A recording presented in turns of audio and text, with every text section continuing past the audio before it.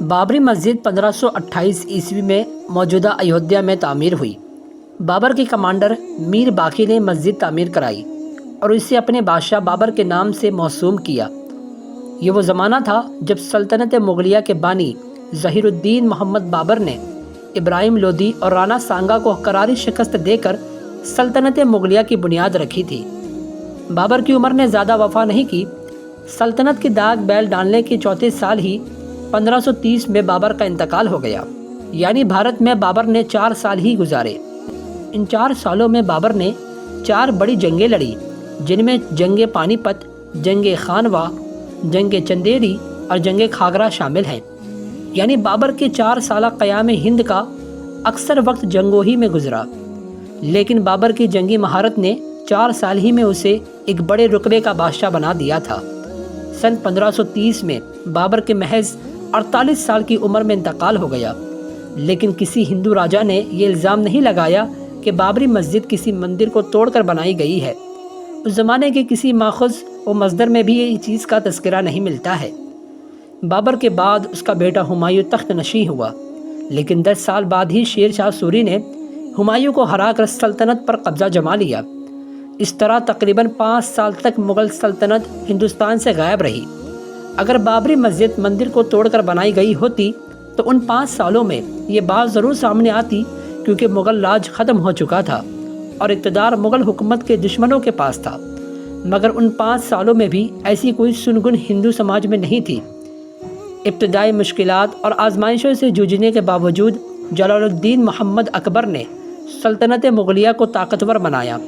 سر اٹھانے والے مقامی راجاؤں کو بری طرح شکست دے کر اپنا دبدبہ قائم کیا۔ اکبر ہی وہ بادشاہ بنا جس نے باپ دادا کے خلاف جا کر مذہب سے زیادہ سلطنت کو ترجیح دی، جس کی بنا پر ہندو راجاؤں کی بیٹیوں سے بغیر قبول اسلام شادیوں کا چلن شروع کیا۔ اکبر کی دین بیزاری اس وقت انتہا کو پہنچ گئی جب اس نے مذہب اسلام کے مقابلے میں ایک اور نیا دین الہی جاری کیا۔ اپنی بیوی جودھا بائی کی محبت میں گھر کے اندر مندر بنایا۔ ہر صبح جروگا درشن کے نام پر بت پرستی شروع کی۔ یہی وہ وقت تھا جب اکبر کے دربار میں ہندو راجاؤں پنڈتوں کو رسوخ اور اونچا مقام ملا۔ دربار اکبری کے 9 رتنوں میں 4 لوگ ہندو تھے، جن میں راجہ ٹوڈرمل، راجہ مان سنگھ، راجہ بربل اور تنو مشرا عرف تانسین۔ ان لوگوں کو دربار اکبری میں نمایاں ترین مقام حاصل تھا۔ اگر واقعی بابری مسجد مندر توڑ کر بنائی ہوتی تو ہندو راجاؤں کے لیے اکبر جیسے بددین سے اپنی بات رکھنا اور مندر کا مطالبہ کرنا سب سے آسان تھا۔ لیکن حیرت کی بات تو یہ ہے کہ ایک بھی راجا یا پنڈت نے اس موضوع پر اکبر سے کبھی بات ہی نہیں کی، نہ کوئی شکایت کی اور نہ کوئی مطالبہ کیا اور نہ ہی کوئی مطالبہ کیا۔ یہاں تک کہ کبھی کسی نے اس بات کا ذکر تک بھی نہیں کیا کہ بابری مسجد مندر کی جگہ بنی ہے۔ سمجھ نہیں آتا کہ وہ سارے ہندو راجا گیانی پنڈت جاہل تھے یا حد سے زیادہ ڈرپوک کہ اکبر جیسے دین بیزار سے بھی یہ بات نہ کر سکے۔ بادشاہ اکبر سے جہانگیر، شاہ جہاں اور اورنگزیب عالمگیر کے زمانے تک سلطنت مغلیہ پوری آن بان اور دبدبے کے ساتھ چلتی رہی۔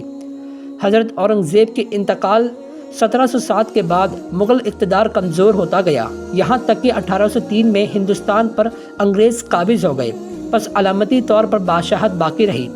آخری مغل تاجدار بہادر شاہ ظفر کی زندگی ہی میں 1557 میں مغل سلطنت کا مکمل خاتمہ ہو گیا۔ اس خاتمے تک بھی ایک ہندو مورخ نے بابری مسجد پر کوئی دعویٰ اور نہ مندر ہونے کا کوئی قبضیہ سامنے آیا، حالانکہ اس وقت تک بابری مسجد بنے ہوئے تقریباً 334 سال ہو چکے تھے۔ تو غور فرمائیے دوستو، آخر سچائی کیا ہو سکتی ہے؟ سچائی یہی ہے، بابری مسجد ہمیشہ سے مسجد ہی تھی اور وہ قیامت تک مسجد ہی رہے گی۔